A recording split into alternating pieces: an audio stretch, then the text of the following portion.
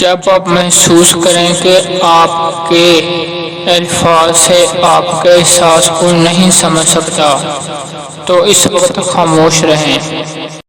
جب آپ نہیں جانتے کہ کیا کہنا ہے، آپ کے اپنے خیالات اور مخصوص پہلو کے بارے میں علم پر شک ہو تو اس وقت بھی خاموش رہیں۔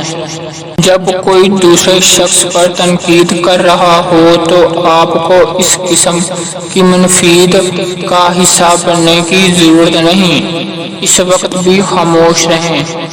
جب کوئی غصے اور نفرت میں چیختا ہے اور بڑبڑاتا ہے تو آپ خاموش رہنے سے اس شخص کو آرام دے سکتے ہیں۔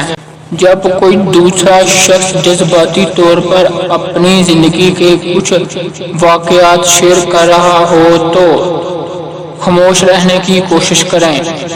کسی کے سامنے اپنی وضاحت مت کرو، کیونکہ جو شخص آپ کو پسند کرتا ہے اسے اس کی ضرورت نہیں، اور جو آپ کو ناپسند کرتا ہے وہ اس پر یقین نہیں کرے گا۔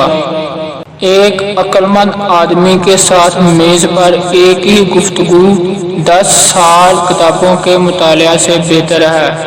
جنگ کا مقصد اپنے ملک کے لیے مرنا نہیں بلکہ دوسرے کمینے کو اپنے لیے مارنا ہے۔